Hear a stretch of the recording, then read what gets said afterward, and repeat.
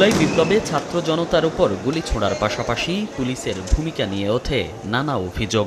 এই ঘটনায় নতুন আইজিপির পর ক্ষমা চাইলেন ডিএমপি কমিশনারও। সোমবার সকালে রাজধানীর মিন্টো রোডে ডিএমপি মিডিয়া সেন্টারে মিট দ্য প্রেসে বললেন, নতুনভাবে নাগরিকদের সেবা দিতে কাজ শুরু করেছে পুলিশ। পেশাদারিত্বের বাইরে গিয়ে যে কাজ করেন সেই কাজের জন্য আমি অত্যন্ত দুঃখিত এবং ঢাকাবাসীর কাছে তথা দেশবাসীর কাছে আমি ক্ষমা প্রার্থী। ওই সময়ের যে সমস্ত পুলিশ কর্মকর্তাবৃন্দ অপেশাদারিত্বের সাথে কাজ করেছে তাদেরকে বিভিন্ন জায়গায় বদলি করা হয় এবং অনেকের বিরুদ্ধে দেশের প্রচলিত আইনে ব্যবস্থাও নেওয়া হয়েছে তথা বাংলাদেশ পুলিশ নতুনভাবে মানুষকে সেবা দেওয়ার জন্য কাজ শুরু করেছে।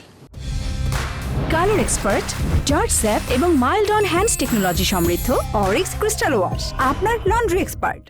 এদিকে ছাত্র জনতার আন্দোলন ঘিরে ভুয়া মামলাকারীদের বিরুদ্ধে ব্যবস্থা নেওয়া হবে বলে হুঁশিয়ারি দিয়েছেন স্বরাষ্ট্র উপদেষ্টা।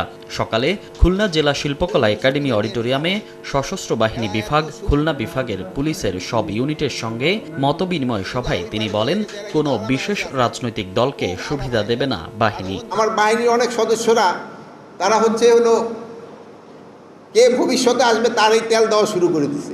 আমাদেরও তেল দেওয়া দরকার নাই, কারো তেল দেওয়া দরকার নাই। এই তেলটা বাজারে থাকলে জিনিসপত্রের দাম কমবে। আপনারা এই তেলবাজিটা একটু আপনাদের বন্ধ করতে হবে। সিভিল ড্রেসে কাউকে অ্যারেস্ট করা চলবে না।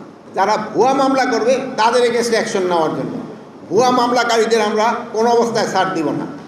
সব ভুয়া মামলাকারীদের আমরা আইনের আওতায় আনব। তবে দোষী কাউকে ছাড় দেওয়া হবে না বলেও জানান উপদেষ্টা। সজাগ থাকবেন। মনির হোসাইন, সময় সংবাদ, ঢাকা। এখানে আমার সাথে